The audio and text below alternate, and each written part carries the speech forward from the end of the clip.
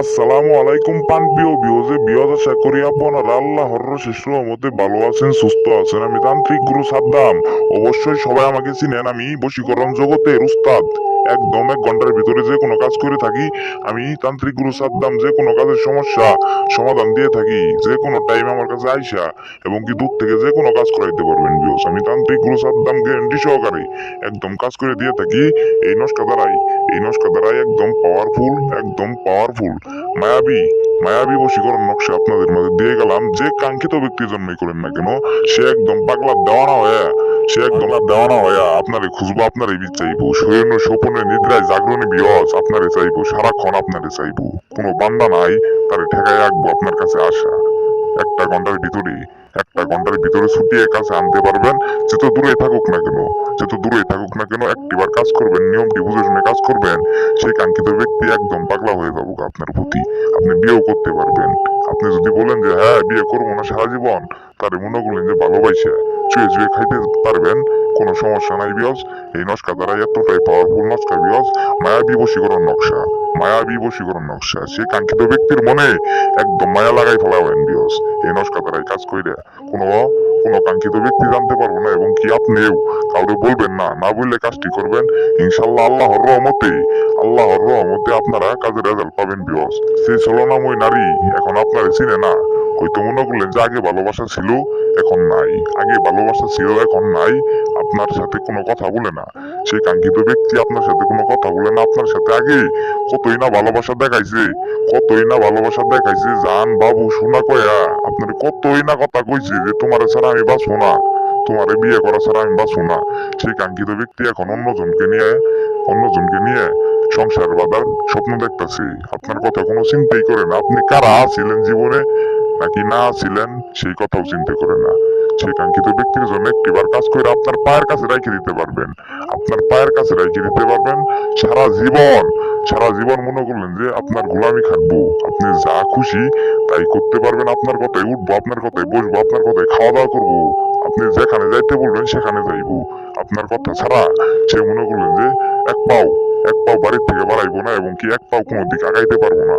সেই কাঙ্ক্ষিত ব্যক্তি যত বড়ই ছলনাময় হোক, কাঙ্ক্ষিত ব্যক্তি হোক না কেন, যত বড়ই পাশানি হোক না কেন, আপনার সাথে যদি একবার মনে করলেন যে সিটারি বাটপারি করে থাকে, আপনার মনে যদি একবার কষ্ট দিয়ে থাকে, সেই কাঙ্ক্ষিত ব্যক্তির জন্য একটিবার কাজ করবেন। আল্লাহর রহমতে আল্লাহর নামটি নিয়ে কাজটি করবেন। আপনার ভালোবাসা যদি সত্যি হয়ে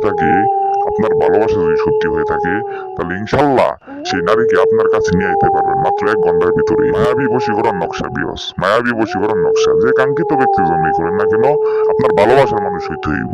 ভালোবাসার মানুষ ছাড়া কাজটি করবেন না, বলেছিল করবেন না। যদি আপনার পছন্দ হয় তাহলে মনে করলেন যে আমার কমেন্ট করবেন, আমি সম্পূর্ণ বলে দিব, ঠিক আছে। আরো আমি আপনাদের আরেকটা ভিডিও দিব পছন্দের মানুষের জন্য। আপনি দূর থেকে তারে ভালোবাসেন কিন্তু তারে কোনোদিন বলতে পারেন নাই, এবং কি তার কাছে যাইতে পারেন নাই।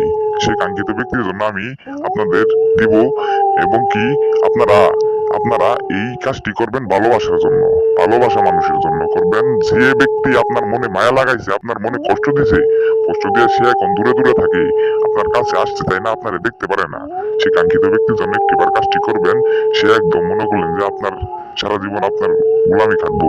আপনি তার বিয়েও করতে পারবেন, এবং কি যদি বলেন না যে হ্যাঁ গুরুজি আমি তারে মনে করলেন যে শুয়ে মনে করলেন যে খাইতে চাই, হ্যাঁ সারা জীবন শুয়ে খাইতে পারবেন, কোনো সমস্যা নাই। সারা জীবন শুয়ে খাইতে পারবেন। সেই কাঙ্ক্ষিত ব্যক্তিকে নাকি অনেক কষ্ট দিছে, আর কষ্ট পাওয়ার দরকার নাই। কষ্ট কেন পাবেন? পুরুষ কষ্ট পাওয়ার দরকার নাই। পুরুষ মনে করলেন যে সব সহ্য করতে পারে, কিন্তু নারীর একটা কথা, একটা অপবাদ, একটা মনে করলেন যে কতটা মায়া নারীর ভিতরে, এবং কি পুরুষের ভিতরে জমাই ফেলা একটা নারী একমাত্র একটা পুরুষে জানে বিয়স। তো বিয়স আমি আপনাদের নিয়মটি বলে দিতেছি, নিয়মটি বুঝে শুনে কাজ করবেন ইনশাল্লাহ। কাজে কোনো ভুল করবেন না।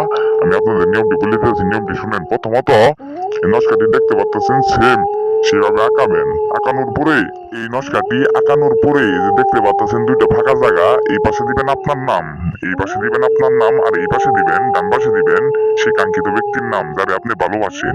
সেই কাঙ্ক্ষিত ব্যক্তির নামটি বসাবেন।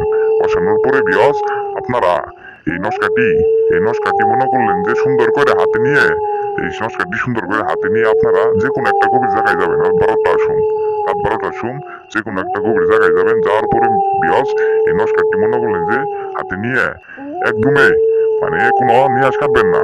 আপনি যে কোনো জায়গায় যায় কোনো নিয়াজ কাটবেন না। নিয়াজ কাটা ছাড়া একদম মনে করলেন যে পুড়ে দিবেন, গ্যাস লাইট দিয়ে পুড়ে দিবেন। পুড়ে দেওয়ার সাথে সাথে বিয়স মনে করলেন যে কোনো দিকে আর তাকাবেন না, সোজা মনে করলেন যে বাসায় যাবেন গা। বাসায় যায় আপনি মনে করলেন শুয়ে পড়বেন।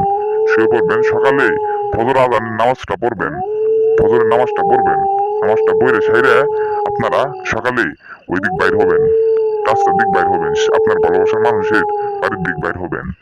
বাইর হওয়ার যদি আপনার চোখের সাথে চোখ মিলে এবং কি তার দেখেন, এই দোয়াটি পাঠ করবেন। আই আই অমুকের কন্যা আমার বুকে আই। এই এই কথাটা খালি আপনারা 3বার পাঠ করবেন তার দিক চায়। আর যদি না দেখতে পারেন, যদি দূরে হয়, তাহলে মনে করলেন যে নস্কাটা সুন্দরভাবে জ্বালাই দিয়ে শুয়ে আপনি মনে করলেন যে সুন্দর করে মনে করলেন যে ছাইটা নিয়ে একটা তাবিজে বইরা আপনার হাতে বাঁধে দিবেন। যদি দূরের ভালোবাসা হয়। আর কাছের ভালোবাসা হইলে ফজরের নামাজ পড়বেন। নামাজ পড়ে মনে করলেন যে তার বাড়ির দিক যাবেন। এবং কি রাস্তাঘাটে আপনি মনে করলেন যে তার বাড়ির আশপাশে আপনি বসে থাকবেন। ফজরের নামাজ পড়ে হেরে তারপরে মনে করলেন যে বসবেন। ফজরের নামাজ পড়া ছাড়া কিন্তু বিয়স কিন্তু বসবে কিন্তু কাজ হইব না। ফজরের নামাজটি কিন্তু পড়তে হইব। তো বিয়স সবাই নিয়মটি হয়তো বুঝতে পারছেন। ইনশাল্লাহ কাজ করবেন। আমি তান্ত্রিক গুরু সাদ্দাম আপনাদের মনে করলেন যে ভালোর জন্য দিছি, খারাপের জন্য না। আপনার ভালোবাসার মানুষের জন্য একটিবার কায়দা 1 ঘন্টার ভিতরে আপনার কাছে নিয়ে পড়ুন। তো বিয়স সবাই ভালো থাকবেন, সুস্থ থাকবেন, আর আমার চ্যানেলটি সাবস্ক্রাইব করে আমার পাশে থাকবেন। খোদা হাফেজ।